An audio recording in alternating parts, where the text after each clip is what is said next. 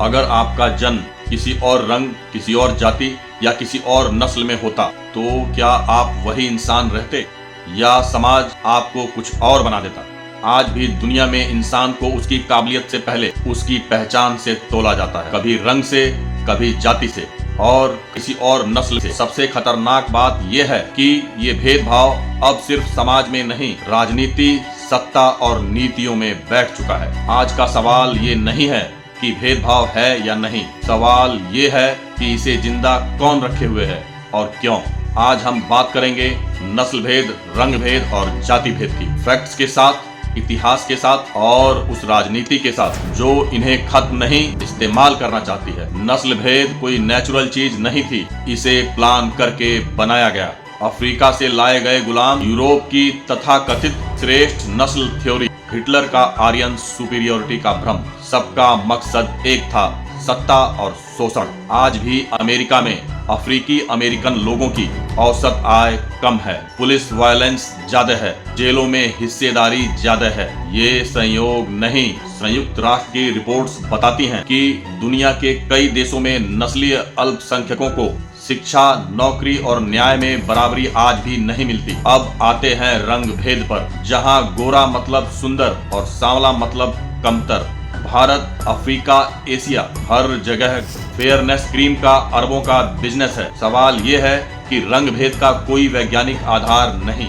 Melanin का कम या ज्यादा होना किसी इंसान को ना बेहतर बनाता है ना बदतर, लेकिन राजनीति और बाजार दोनों ही इसे भुनाते हैं। जाति भेद ये सिर्फ भेदभाव नहीं, ये हजारों साल पुरानी सत्ता व्यवस्था है। भारत में जन्म से तय कर दिया गया कौन पढ़ेगा, कौन राज करेगा और कौन सेवा करेगा। डॉक्टर भीमराव अंबेडकर ने साफ कहा था, जाति केवल श्रम का विभाजन नहीं, श्रमिकों का विभाजन है। आज संविधान बराबरी देता है, लेकिन समाज और राजनीति अब भी जाति पर चुनाव, जाति पर हिंसा, जाति पर न्याय।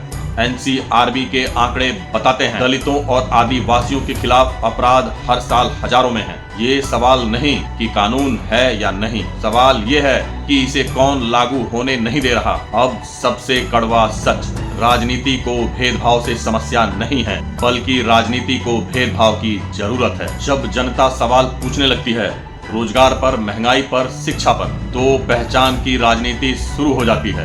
नस्ल, रंग, जाति सबको बांट दो और सत्ता सुरक्षित रखो। ये कोई किसी एक देश की कहानी नहीं, ये ग्लोबल पॉलिटिकल पैटर्न है। सवाल ये नहीं कि आप इसे कब तक सहेंगे। इतिहास गवाह है कि भेदभाव खत्म नहीं होता, खत्म किया जाता है, कानून से, संविधान से और सबसे जरूरी सोच से।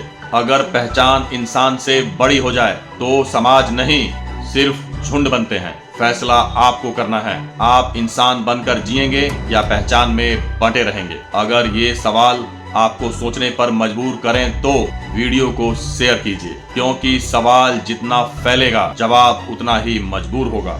मैं ब्रजेश, मेरे लेटेस्ट वीडियो अपडेट्स के लिए चैनल को सब्सक्राइब करें। धन्यवाद।